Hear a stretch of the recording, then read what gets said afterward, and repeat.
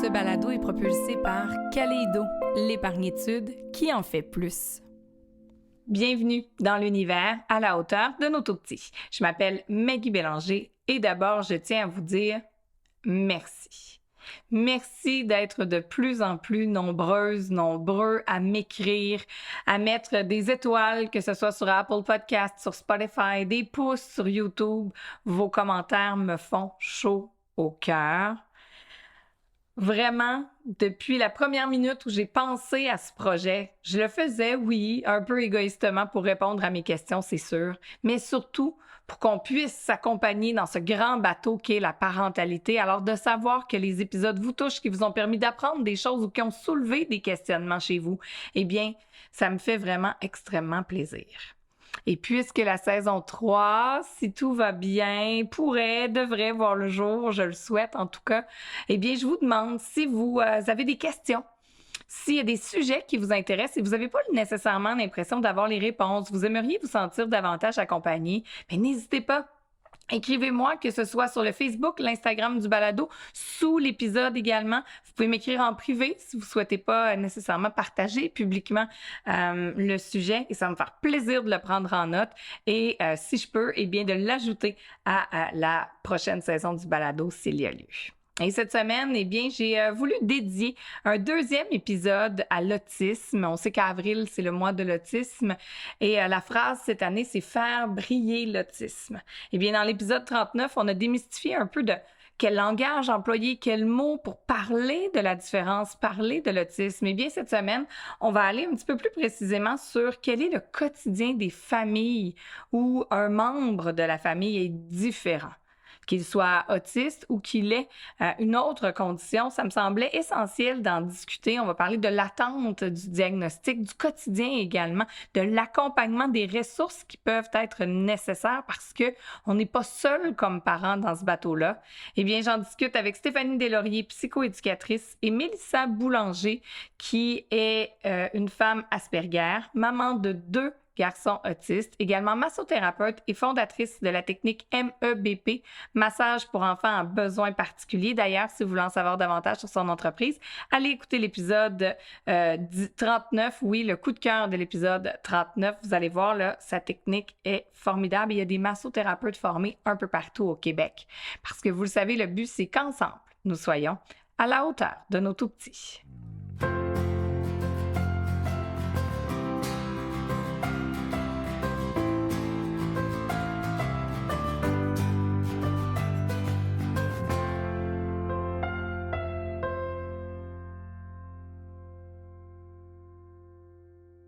Bonjour mesdames, contente de vous retrouver. Ben moi aussi. Aujourd'hui, dans l'épisode, mon but, c'était de parler du quotidien d'une famille où est-ce que les enfants peuvent être autistes, parents également. C'est une réalité pour quand même plusieurs familles québécoises. J'aimerais savoir, là, je vais m'adresser au tout début à Mélissa, comment ça s'est vécu au départ? L'idée d'établir des diagnostics pour tes garçons, est-ce que ce sont des gestes, des comportements qui ont sonné une cloche pour dire « Oh, il y a quelque chose qui ne va pas, il faut demander de l'aide ». Oui. Ouais, hein? Oui. Avec mon plus jeune, ça a été, c'est ça, il y avait comme à peu près 3 ans et demi. Bien, depuis l'âge de 2 ans, le Terrible 2, là, Oui. ben, c'est parce qu'à un moment donné, là, ça serait le fun que ça finisse. Ah, ça avait comme je comprends juste ça. plus de sens. On n'avait pas d'emprise sur lui. Il n'y avait rien qui venait les conséquences. C'est n'importe quoi. Il n'y a rien qui fonctionnait, Non, là. on marchait toujours sur des œufs. C'était, on avait toujours peur de sa réaction. Il était hyper, là, en fait, là, c'était sensoriel, là, des surcharges sensorielles. À un moment donné, il devenait surchargé, puis là, ça pouvait exploser de plein de façons, mais qui étaient hors de son contrôle. Là. Oui, puis, tu sais, quand on ne sait pas, ben, on pense que, bon, c'est c'est normal. Là, ça a été vraiment très, très, très intense, ces années-là. Ça doit être confrontant comme parent aussi. Ouais. Tu te dis, voyons, qu'est-ce que j'ai fait? Mais clairement, là. Oui, ça a été vraiment compliqué avec Émile, puis c'est là qu'on a consulté. On a consulté en psychologie parce qu'on se disait, ça doit être un TDAH. Ah! Ben oui, c'est ça qu'on connaît. Mais est-ce que ça devrait être, là, j'ouvre la question aux deux, notre première étape, puisqu'on sait que c'est pas toujours facile d'avoir accès à psychologue, neuropsychologue, ou à la limite, première étape, médecin de famille, pédiatre, si encore là, on a la chance de les voir, d'ouvrir la discussion ou sont pas toujours bien outillés? Bien, c'est sûr qu'ils sont pas tous outillés et toutes outillés. De plus en plus, ça tend à changer parce que c'est une réalité. Bon, on observe le nombre de diagnostics qui augmente au Québec de manière assez constante depuis plusieurs années. Donc, parce qu'on est, tu sais, c'est la poule ou l'œuf, hein, on est quand même mieux outillés, donc pour diagnostiquer, pour dépister, comme parents aussi mieux sensibilisés. Donc, on va plus arriver, exemple, au pédiatre avec cette hypothèse-là. Mais oui, ça se peut que le pédiatre soit pas nécessairement au fait, mais généralement, c'est ce qu'on va recommander comme porte d'entrée, que ce soit c'est le médecin qui va pouvoir, en fait, faire la demande en clinique du développement, tu sais, comme ici, on n'est pas loin de l'hôpital de Montréal pour enfants, de Sainte-Justine, donc pour les cliniques de développement en évaluation, donc quand on passe par le milieu public. Sauf que là, l'attente... Des fois, il y a des délais importants, puis j'imagine... Juste des fois. Oui, c'est ça. Maintenant, il y a beaucoup de délais, puis au quotidien, là, comme parents, justement, quand on voit notre petit pouls exploser comme ça, puis on se dit, coudonc, je veux tellement l'aider, je veux pas le laisser dans cette souffrance vive-là. On n'a pas envie comme que ça prenne 2 ans. Là. Ben non, hein? Parce que ça va vite, là. Un enfant de 4 ans, dans 2 ans, il y a 6 ans, il est déjà rentré à l'école. Puis là, on n'arrête pas de nous dire, il faut aller chercher un diagnostic, ou s'il y a quelque chose, ben c'est au mois de février, avant la rentrée à la maternelle. Et là, c'est ça. Faut-il avoir accès? Grâce à la psychologue, ben elle, après 1 heure d'évaluation, elle nous a dit, écoutez, hein, je vous réfère en neuropsy. J'ai une collègue, bon, nanana. Fait que nous, on a beaucoup marché avec des références. Puis là, ben, c'est là qu'après les évaluations est arrivé ce mot-là, hein, le trouble du spectre de l'autisme. Ah, ça doit être assez confrontant au départ parce que on connaît pas nécessairement ça. Ça fait peur et il y a certains degrés, il y a certains niveaux. Tu sais, je veux dire, souvent comme parent, en tout cas moi, j'ai le bouton panique plus comme on-off. Tu sais, on l'a pas à moitié. Ça fait que là, on se dit, oh mon Dieu, il sera jamais fonctionnel, on va pas vivre ça. Puis là, ça commence là. Pas mal tout ça. L'adaptation, dans le fond, avant on parlait du deuil de l'enfant parfait, mais on est plus dans un processus d'adaptation. C'est pas un processus d'acceptation. Parce que ça, tu peux pas l'accepter. Hein? C'est plus d'adaptation. Fait que là, c'est sûr que c'est un genre de pas de blackout, là, mais oui, le temps quand nous l'a remis, tout ça, je peux pas te dire j'ai tant de souvenirs que ça. Je comprends. Ça a été vraiment marquant, beaucoup pleuré, mais on est une famille super unie, puis on est très proactif. Après TDAH, j'ai compris. La pire arrête pas une minute. Fait que j'ai retiré Émile de la garderie, je l'ai pris, j'ai arrêté de travailler. Let's go. Oh, quand même, hein, ça a été une réorganisation familiale complètement. Mais ça, c'est pas juste moi, là. Il y en a beaucoup.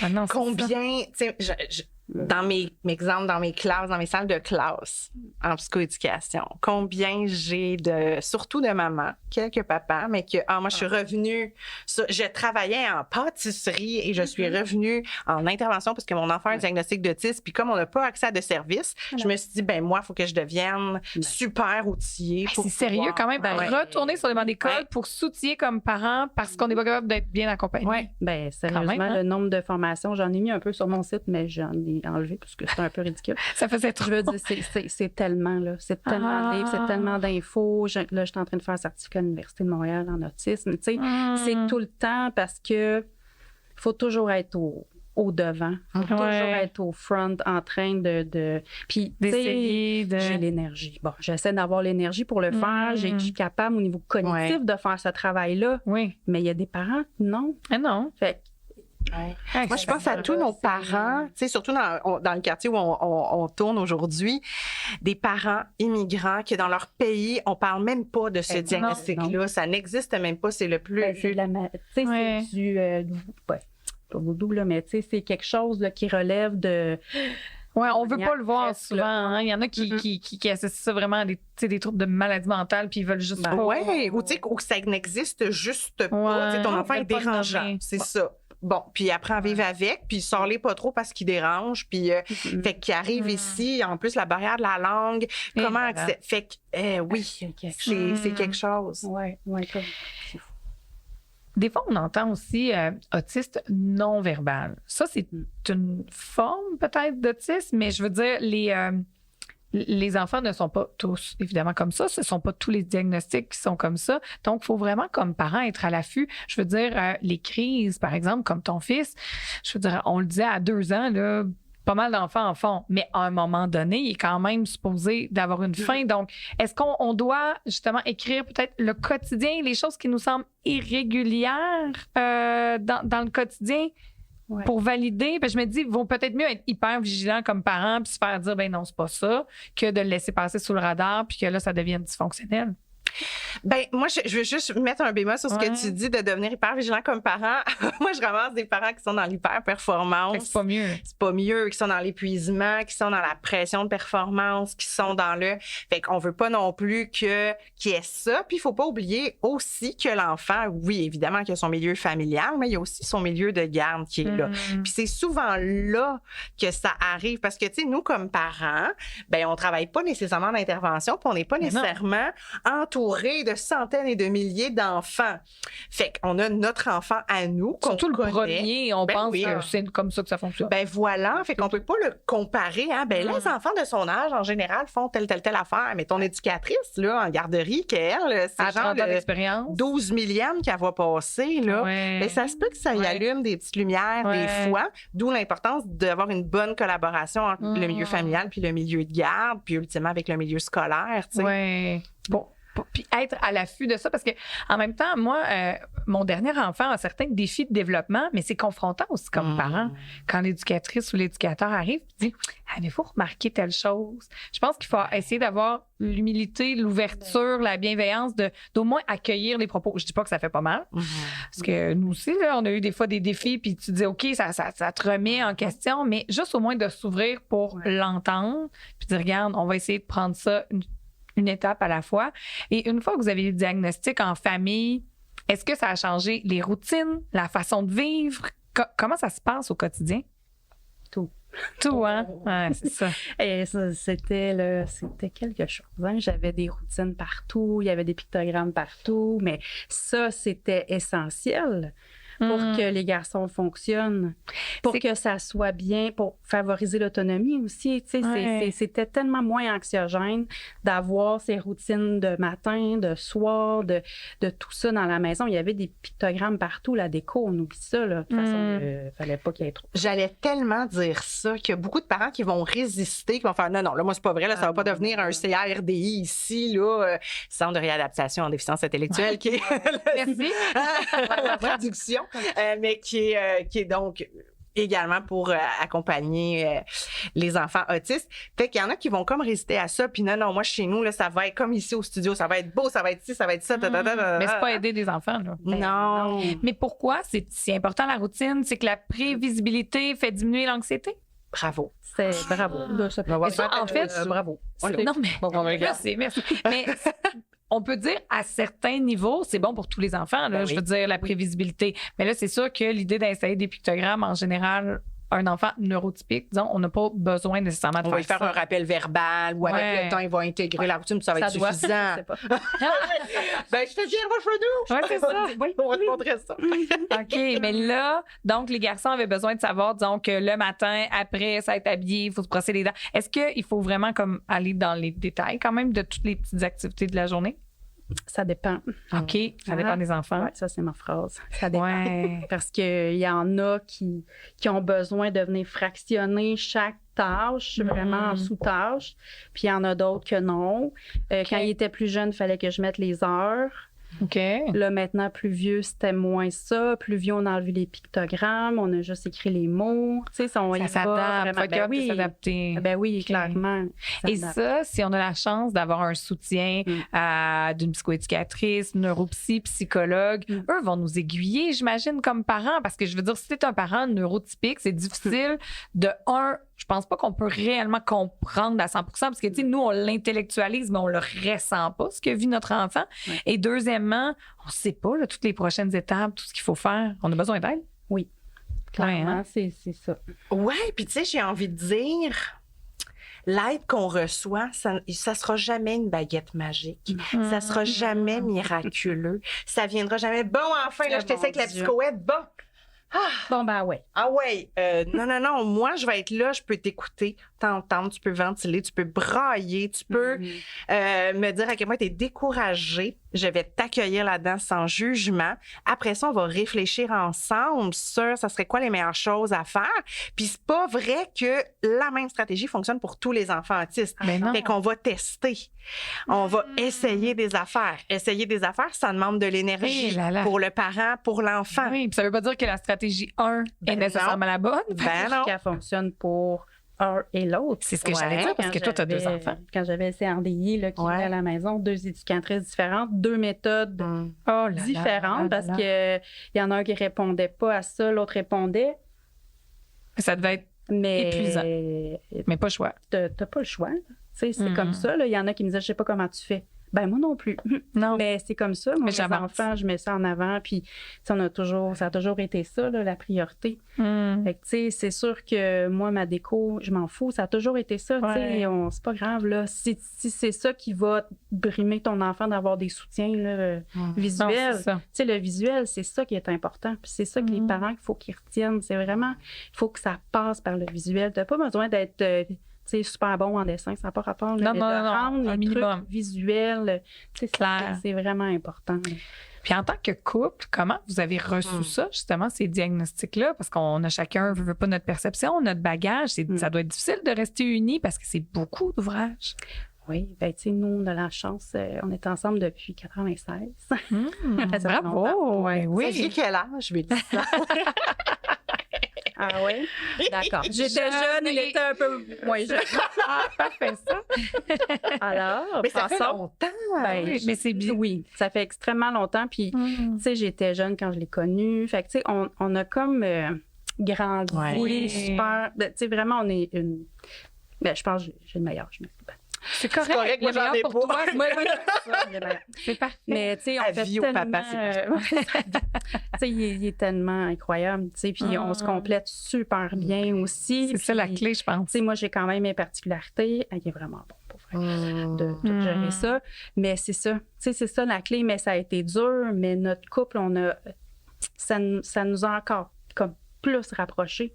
Puis je sais qu'on est hyper privilégiés. Oui. Parce que normalement, c'est rare. Ben, c'est parce que je ne suis pas psychoède, tu me corrigeras, Stéphanie, mais souvent, les grandes épreuves de vie, c'est 2 choses. Ou ça nous divise parce que, justement, on n'arrive pas à se reconnecter à quelque chose, ou ça va nous souder. Mais c'est pas si évident que ça, de se souder. Puis est-ce qu'on peut avoir besoin d'un temps, d'un espace avant de se souder? Parce que c'est une vague, c'est un tsunami là, d'avoir des diagnostics. Puis ce que j'ai envie de te dire, que ce soit pour un diagnostic d'autisme ou pour tout autre tsunami de la vie, les couples qui vont perdurer dans le temps, ça va être des couples qui vont regarder leurs années passées ensemble et regarder leur histoire et dire « Ah, on a relevé ça, on a réussi ça, puis qui vont être fiers par rapport à ça. Puis hey, ça, on a bien géré ça, cette épreuve-là. » Et avoir justement ce sentiment-là que hey, ça nous a rapprochés, maudit qu'on est hot, high five. Versus une personne « Hey, ça, on n'a pas bien géré ça. Hey, ça a été tough. Hey, ça, tu m'as pas compris. Ça, tu m'as jugé. Ça, tu m'as pas écouté. » Juste voir le verre à moitié vide, c'est pas bon à long terme. Là. Ben non. Puis tu sais, après ça, chaque personne, on a notre histoire de vie, notre bagage de vie, puis les raisons d'agir ou de réagir d'une telle ou telle façon. Mais grosso modo, oui, on le sait que les parents d'enfants autistes sont plus à risque de rupture amoureuse que les enfants de parents qui n'ont pas de diagnostic d'autisme. Qu'est-ce que vous auriez, puis là, je m'adresse à vous deux, peut-être à dire à des parents qui nous écoutent et qui résistent. Tu sais, des fois, c'est tellement confrontant d'avoir un diagnostic comme ça. Si notre enfant est fonctionnel, de se dire, regarde, c'est un mauvais diagnostic, c'est pas tout à fait ça, ça va être correct, je vais l'aider un peu, ça va être beau.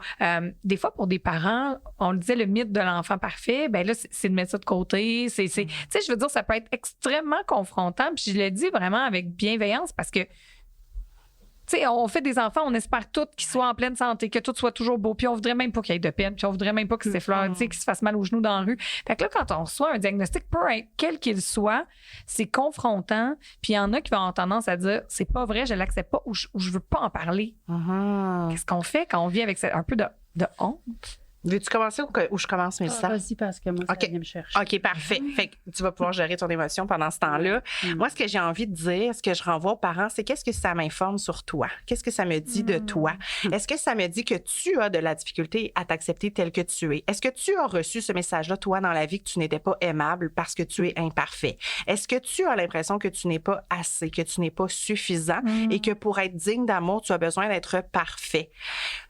Puis souvent, probablement, puis là, c'est ça l'attente que j'ai envers mon enfant. Fait que je pense qu'il va y avoir un gros travail intérieur à faire. Moi, comme squat, je peux pas le faire à la place de personne, ni du parent, ni de l'ado, ni de l'enfant, ni de peu importe l'âge que tu as quand tu viens me consulter. Sauf que quand tu vas être prêt à faire ce travail-là à l'intérieur de toi, qui fait mal, je vais être là. Je vais respecter ton rythme. Je vais t'accompagner là-dedans. Je peux te guider à certains moments, mais il faut que ça vienne de toi. Oui. Et ne pas hésiter, j'imagine, à demander de l'aide. Tu sais, comme parents, souvent, on va se dire, oui, mais c'est pas moi qui ai le diagnostic. Pourquoi? Oui, mais c'est pas toi. Mais c'est correct d'avoir besoin d'être soutenu. Puis il faut s'accueillir là-dedans aussi. Si le parent, je veux dire, c'est tellement paradoxal parce que on a même la difficulté à avoir des services pour nos enfants. Fait qu'on imagine avoir des services pour les parents. C'est toujours ça, moi, qui me fait de la peine de voir des parents de mes clients qui sont comme complètement vidés. Puis, j'ai beau leur dire de demander de l'aide, mais ils ont de la difficulté à avoir des services adaptés pour leurs enfants. Fait qu'on s'imagine, eux autres, comment sont loin dans la liste. Fait que, il faut, comme tu dis, vraiment... Je veux pas heurter personne. Fait que parce que moi, je trouve ça difficile de voir ça. Je me dis, c'est son enfant après qui... Mais qui va en payer le prix, entre guillemets. Fait que moi, ce que j'ai envie de dire, c'est que, tu sais, de l'aide, c'est pas que de l'aide professionnelle. Tu sais, je regarde, mettons, Mélissa, toi, t'es super proche, tu sais, ta mère est super présente, d'aller voir son réseau, son fameux filet de sûreté. Puis, tu sais, de l'aide, ça se peut que ce soit pas toutes les personnes de ton entourage qui soient confortables à l'idée d'avoir une discussion full emotional. Mais peut-être que, mon ami, ma mère, ma cousine, mon frère, lui, il est bon, il va me faire des soupes, des potages, des petits plats, du petit pâté chinois que je vais faire congeler. Puis ça, au niveau fonctionnel, ça va m'aider, ça va m'alléger. Puis fait que plutôt que d'aller cuisiner ce repas-là, moi, je vais aller faire mon petit jogging une demi-heure ou je vais aller dehors, je vais aller ventiler, je vais me préserver, me prioriser, prendre du temps pour moi, pour exister et ne pas être juste le parent de. Oui. Parce que ça use. Mais j'imagine, parce que c'est quand même un piège que le diagnostic prenne toute la place dans la famille à un moment donné. Et définisse tout. En fait, honnêtement, c'est ça qui est arrivé nous. Puis c'est parce qu'à un moment donné, t'arrives à un mur, là. J'imagine. T'es complètement vidé. Vidé, là, complètement. Puis là, c'est ça, parce que t'as pas pris soin assez de toi, de ton couple, parce que l'autisme, c'est envahissant. Au début, là, c'est vraiment, on parle autisme, on pense tout le temps, puis là, on est comme dans un monde parallèle. Tu sais, moi, je me disais, je peux pas croire que moi, je vis ça, puis que les gens, ils ont leur vie à côté.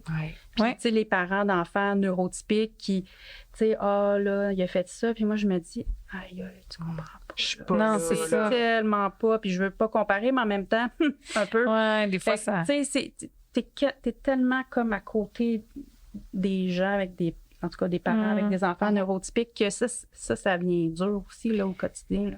Puis là, j'ai quelque chose qui me vient justement pour les parents qui ont plusieurs enfants et qu'il y en a un qui a un diagnostic, mais disons qu'il y en a un ou deux autres qui n'ont pas de diagnostic. Comment on fait, veut pas, on lit, on s'informe, on essaie d'aller chercher des services. L'autisme prend beaucoup de place, mais il ne faut pas non plus négliger, délaisser nos deux autres enfants qui, eux, peuvent souffrir d'une grande injustice. Puis à la limite, ça peut sûrement générer un peu d'amertume envers l'enfant qui a le diagnostic. La jalousie, la compétitivité. Il y a toujours toute l'attention. Ben, tu vois, moi, c'est ça qui m'a motivée à écrire mon premier livre en 2012 parce que je faisais mon mémoire sur les enfants autistes. Puis j'allais à domicile à travers le Québec. Puis il y avait tout le temps les frères et sœurs neurotypiques qui venaient me voir, mais j'osais montrer leur chambre, leur toutou, là. Puis les parents me disaient, ouais, tu sais, on essaie de donner full d'attention, mais comme il fonctionne bien, c'est comme, OK, ben gère-toi parce que là, il faut qu'on a tel rendez-vous pour ton frère ou ta sœur qui est autiste, on a telle affaire. Fait qu'il est mis de côté. Fait que puis les parents ressentent énormément de culpabilité à cet égard-là. Fait qu'accueillez que vous vous sentez coupable. Essayez de voir comment c'est réaliste que je maintienne des moments avec mon enfant neurotypique. Comment est-ce que je peux compter sur mon réseau de soutien? Ma mère va venir, puis moi, je vais partir avec ma plus grande, mon plus vieux au cinéma, puis faire une activité de son choix. Est-ce que je laisse la place à mon enfant neurotypique d'exprimer comment il se sent ou est-ce qu'il a toujours l'impression de devoir marcher sur des œufs? Je pense à des organisations comme Autisme Montérégie qui offrent des groupes de soutien pour la fratrie. Ça, c'est merveilleux. Ça, j'aime ça. Et est-ce qu'on peut aussi demander de l'aide pour la fratrie de dire, bon, encore là, si on a la chance, je sais que c'est pas évident, mais peut-être que pour le frère ou la sœur, d'aller voir justement une psychologue, psychoéducatrice, tu sais, juste ventiler parce que massothérapeute, parce que ces enfants-là sont peut-être des fois gênés de verbaliser à leurs parents qui se sentent délaissés, qui se sentent moins soutenus. Mais la fratrie, là, moi, ça prenait une place quand même importante dans mes clients, là, parce que l'enfant de, par exemple, le frère, bon, peu importe qui, là, mais son frère ou sa sœur ont toujours des services adaptés, puis ça aussi, il y a de la jalousie qui s'installe. C'est normal. Puis avec nous, là, je veux dire, t'as pas besoin d'avoir un diagnostic pour venir me voir en technique MBP. Ah non? J'aurais pensé que oui. Ben, pour toute la clientèle aussi, mon spécialisé, mais on peut. Fait que, tu sais, que l'enfant neurotypique se dise hey, moi aussi, j'ai droit à un professionnel. Oui, moi aussi, j'ai un rendez-vous. J'ai comme un petit rendez-vous. Puis, tu sais, hey, là. Puis, c'est souvent là, tellement beau, là, ces moments-là. Là, tu sais, ils se sentent vraiment importants. Puis, vraiment... Mais j'aime ça. Puis, je pense que pour les parents qui nous écoutent, pour tous les diagnostics, c'est bon. Je le nommais, des fois, mon petit dernier a certains défis de développement. Donc, il y a des rendez-vous physio-ergo.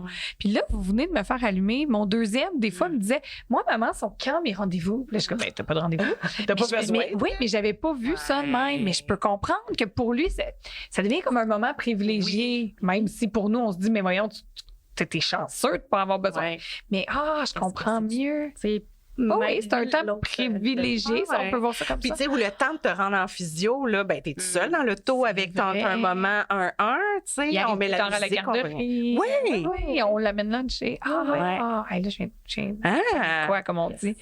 Puis, j'aimerais, en terminant, qu'on parle, puis je voudrais mettre des liens, je vous en avais pas parlé avant, mais s'il y a des noms qui vous viennent, justement, d'aide. Parce que tu l'as nommé plusieurs fois, Stéphanie, votre réseau, oui. Mais je pense qu'il faut aussi peut-être respecter les limites. C'est peut-être pas tous les grands-parents qui sont à l'aise avec ça, qui savent comment agir, comment réagir. Donc, parfois, notre réseau de soutien est peut-être moins grand qu'avec des enfants neurotypiques. Donc, notre fatigue est plus grande, notre réseau est plus faible. À un moment donné, on s'en va dans un creux. Là. Mais des ressources spécialisées, je sais qu'il n'y en a pas assez, mais il en existe.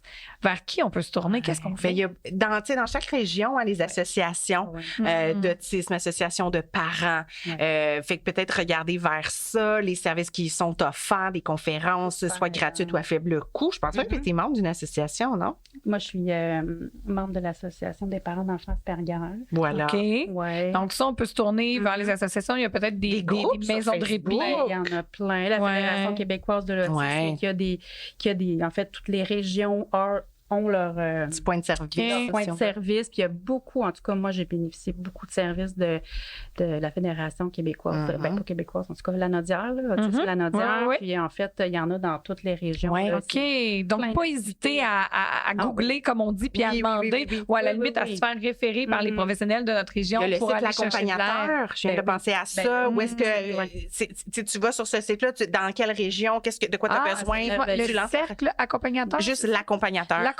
Mais je vais mettre le lien en bas de l'émission. Donc, peu importe où est votre région. Et là, on parle beaucoup d'autisme, mais des fois, je sais qu'il y a d'autres diagnostics qui peuvent être extrêmement drainants aussi pour la famille. Donc, n'hésitez pas à demander de l'aide. Je me répète, mais c'est pas déshonorant de demander de l'aide. C'est pas honteux. Puis, à certains égards, on en a tous besoin à des niveaux différents, à des moments différents. Puis demander de l'aide aussi, des fois, ça ne veut pas nécessairement dire un suivi sur des années. Tu sais, on peut avoir une petite période plus difficile, on a un coup de pouce, on fait un petit bout, on redemande de l'aide. Tu sais. Je pense que c'est important d'en être conscient et d'accueillir ça que c'est tough. Absolument. C'est tough. On peut-tu comme normaliser, valider? Ouais, c'est tough. C'est tough. Absolument. Parfait. C'est le mot de la fin. C'est tough. C'est tough, mais demander de l'aide. Voilà. Merci, mesdames.